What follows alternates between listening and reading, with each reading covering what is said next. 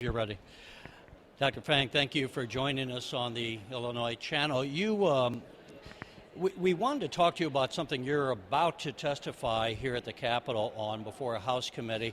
And if I understand the idea properly, it would be that you are proposing that with the low interest rates that we have right now in the United States, that the state might consider borrowing money to make a huge down payment on our pension debt, and that would save us money even after we pay the interest on those bonds, because we would be able to get the yearly payments on the pensions under control.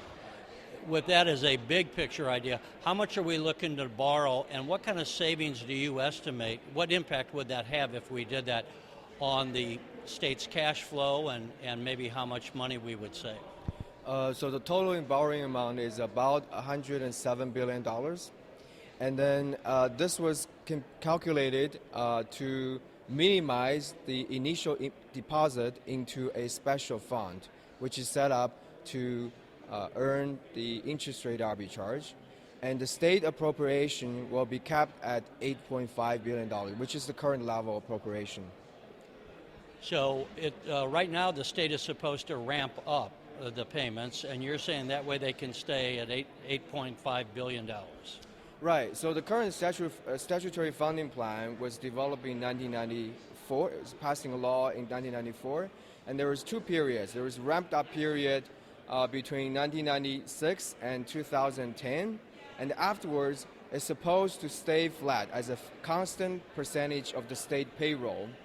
But what happened is, because the state skipped a few annual contribution by taking a pension holiday, and they also issued bonds in 2003 and 2010, 2011, for which they skipped their required contribution, and then after that they have this pension holidays, and followed by a subprime mortgage crisis. So then because now the debt is so high, the constant percentage is revised every year and keeps going up, not constant anymore. So that current projection, by 2045, this constant rate will go from this next year to 2045. The constant rate will be over 44% of the payroll, which is a very heavy cost for the state. Now, by borrowing from the capital market, we're essentially taking advantage of the interest rate between the borrowing rate and the interest rate earned on the investment funds. Then we're able to use the process in the investment returns in this special funds to cover the debt service payments.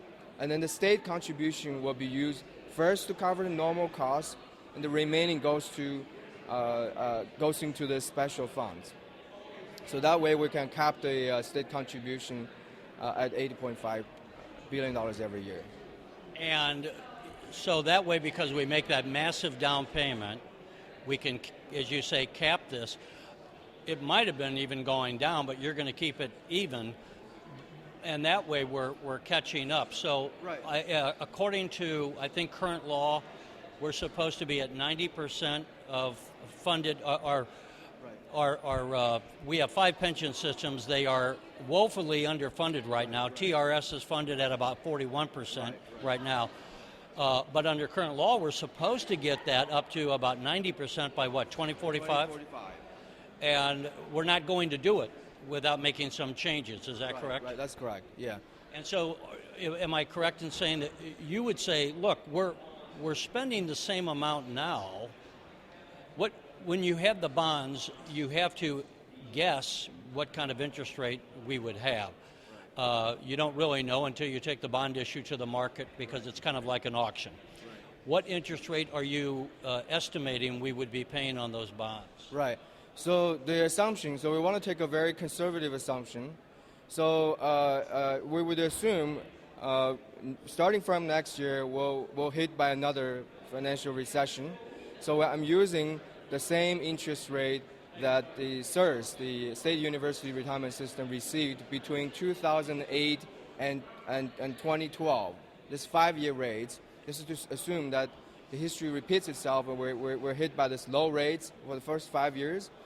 And then after that, assume we would receive only 7% every year.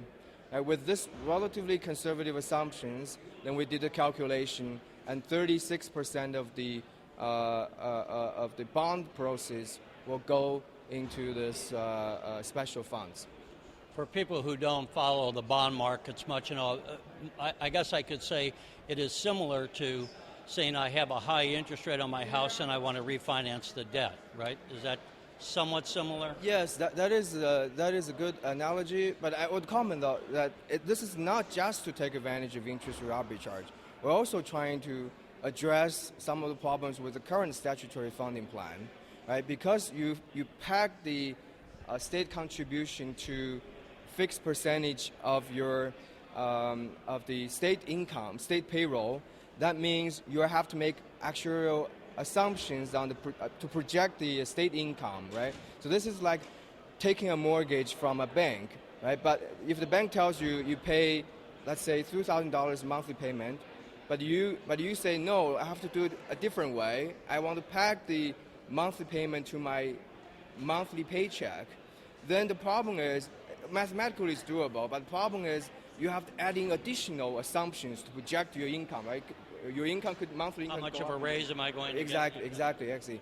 So don't you have to do that with this, or do you not? Right. So for the bond valuation, you do need to make assumptions, but at least you would remove this additional source of uncertainty with the state contributions from now to 2045, because you want to address the unfunded liability right now rather than wait until 2045. So that would save you from the problem with the fixed rate on this payroll. Here's another problem I think you might, let me ask it as a question. Right now, we have historically low interest rates. They're almost at 60-year lows. Am I correct in saying you would argue if the state does not take advantage of this kind of a plan when we have historically low rates, the opportunity to try something like this is going to be gone if interest rates rise? Right. Back in 1981, my first house was a mortgage of 15%. So if we hit those kind of rates, I mean, that would decimate the state's budget and the state's economy, right? With this kind of debt. Right, I agree with you. Although I have to say though, I'm not advocating that this will magically address all the problem in the state. What I'm saying is... But on the pension, would it magically? Well, what I'm arguing is bonding, if it's managed properly at appropriate level, then could be a very useful tool for the state to address this problem. Would this just be applied to pensions, or would you use that money? And again, how much is it? 100 million, are you thinking? 107 billion, rather. Would you use any of that money to pay down existing debt, or just to the pension payments?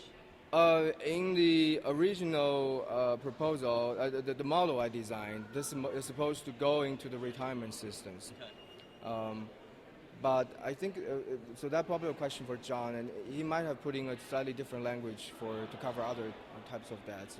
I mean, I don't know the interest rate we're paying on some of the other bonds, and maybe it might be worthwhile to pay those off in addition as part of this. But and so people would say, can you bring $107 billion? It's an awful lot of money. Can you bring that to the bond market and get enough people to buy it from a state that doesn't have a very good credit rating? Right. Okay. So that is an issue. I don't claim to be a bond expert. What I'm saying is, if the market does have the capacity, then this will be a valid solution. Okay. Well, Dr. Fang, we know you got to go testify, but thank you for joining us, and we'll follow up with this. And good luck on your testimony. Okay. Thank you so much, Terry.